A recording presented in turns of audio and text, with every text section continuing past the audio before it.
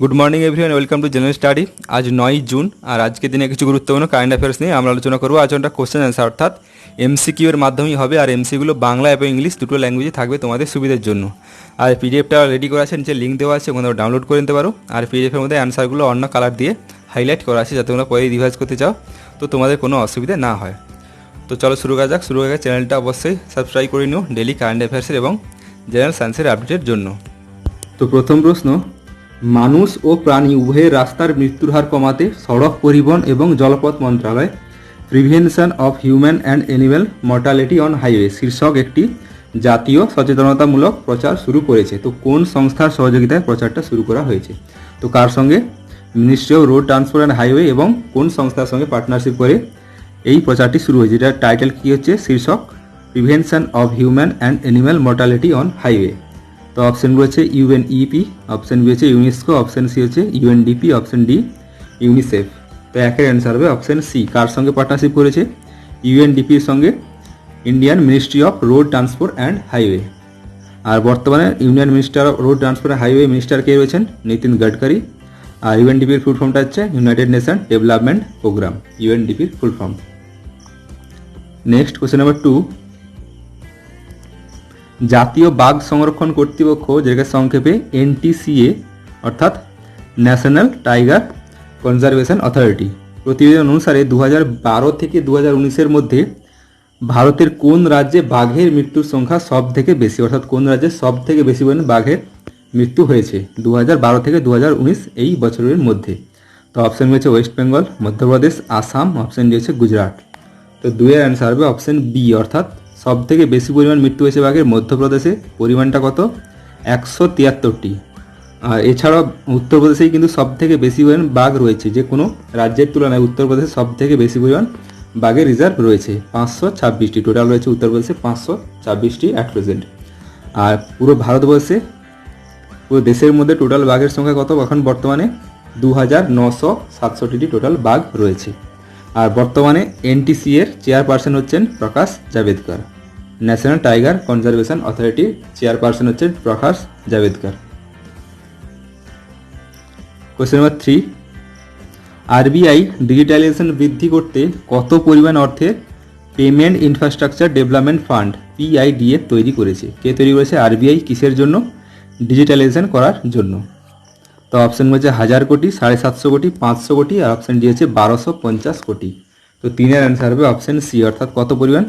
500 কোটি পরিমাণ অর্থ কার জন্য দিয়েছে? পেমেন্টস ইনফ্রাস্ট্রাকচার ডেভেলপমেন্ট ফান্ডের জন্য দিয়েছে, ডিজিটালাইজেশনকে বৃদ্ধি করার জন্য। সেক্ষেত্রে ছোটো ছোটো শহরে point of sale, POS point of sale অবকাঠামোকে স্থাপন করার জন্য এই পরিমাণ অর্থ প্রোভাইড করেছে আরবিআই দ্বারা। কোশ্চেন নম্বর 4, 51তম বার্ষিক দাভোস সভাটি ওয়ার্ল্ড ইকোনমিক ফোরাম WEF দ্বারা 2021-এর জানুয়ারিতে পরিচালিত হবে। তো এই ইভেন্টটির মূল বিষয় বা থিম কি? তো কত নম্বর? 2021 যেটা হবে সেটা হচ্ছে কত নম্বর? 51তম। আর কোথায় হবে? দাভোসে হবে। আর কিসের সভা? World economic forum WEF। কবে হবে? 2021-এর জানুয়ারিতে। তো ইভেন্টটির মূল বিষয় বা মূল থিমটা কি হচ্ছে?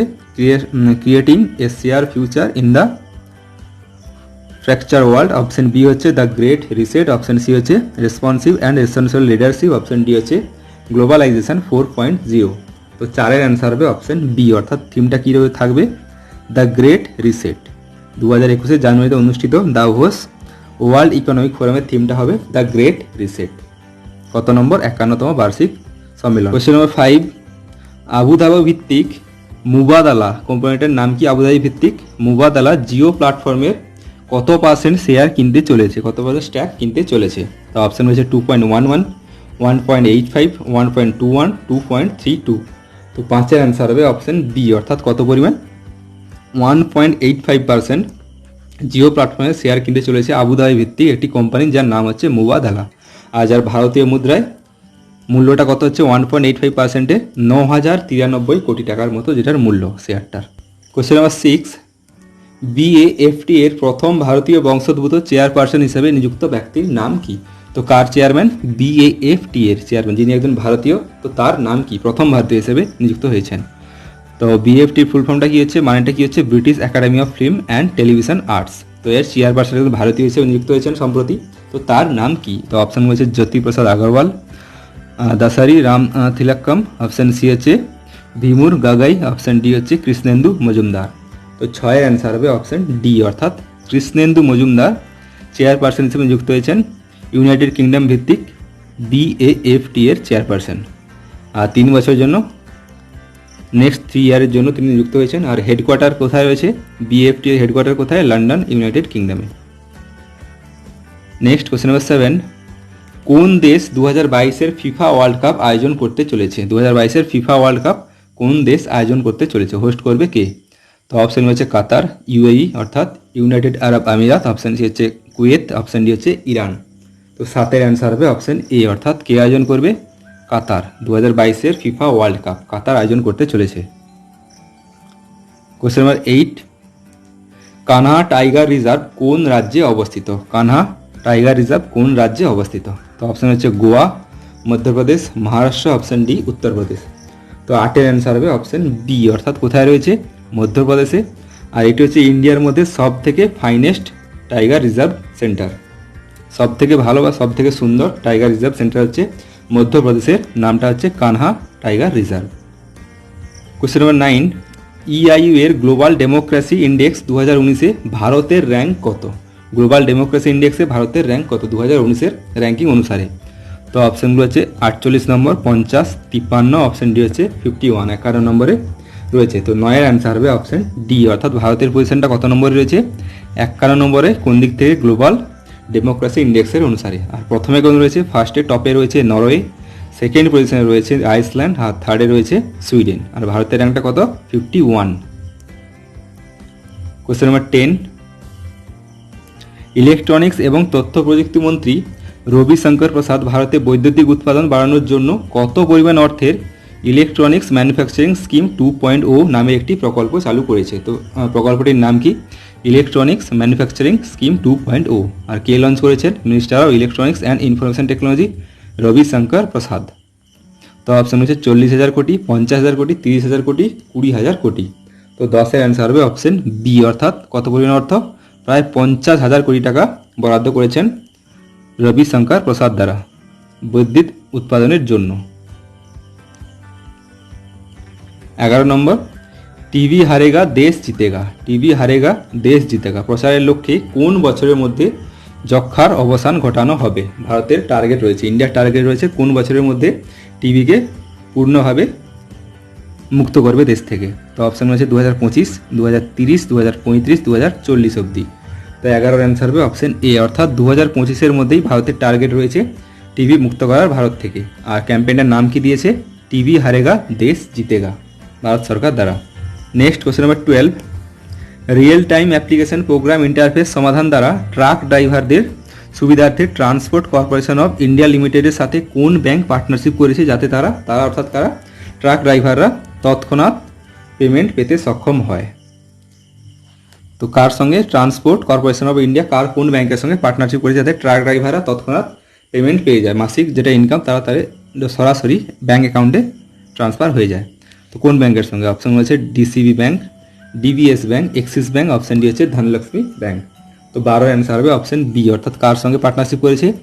DBS ব্যাংকের সঙ্গে corporation of India, transport corporation of India limited partnership করেছে ট্রাক ড্রাইভারদের টাইম মতো পেমেন্ট দেওয়ার জন্য। 13, 2020-21 বছরের জন্য 2020-21 অর্থ বছরের জন্য কত পরিমাণ কৃষি ক্রেডিটের লক্ষ্যমাত্রা নির্ধারণ করা হয়েছে ভারত সরকার দ্বারা? কত পরিমাণ অর্থ কিসের জন্য? কৃষি ক্রেডিটের লক্ষ্যমাত্রা রাখা হয়েছে 2020-21 অর্থ বছরের জন্য। তো অপশান রয়েছে 15 লক্ষ কোটি, 14 লক্ষ কোটি, 13 লক্ষ কোটি, 12 লক্ষ কোটি। তো 13-এর অ্যান্সার হবে অপশান এ, অর্থাৎ কত পরিমাণ টার্গেট রয়েছে ভারত সরকার দ্বারা? 15 লক্ষ কোটি টাকা কৃষিক্ষেত্রে। নেক্সট, বেদ মারওয়া যিনি সম্প্রতি মারা গিয়েছেন, তো তিনি কোন ক্ষেত্রে বা কী হিসাবে তিনি কাজ করেছিলেন? সম্প্রতি মারা গিয়েছেন বেদ মারওয়া। তো অপশান রয়েছে ডাইরেক্টর জেনারেল অফ দ্য, এখানে কিছু মিসিং আছে, তো এটা আমি পিডিএফে দিয়ে দেবো ঠিকভাবে। আর অপশান বিতে রয়েছে ন্যাশনাল সিকিউরিটি গার্ড, অপশান সিতে রয়েছে গভর্নর অফ মণিপুর, অপশান ডিতে গভর্নর অফ মিজোরাম, আর অপশান ইতে রয়েছে 5 নম্বর অপশান দেওয়া আছে অল অফ দ্য অ্যাবাভ।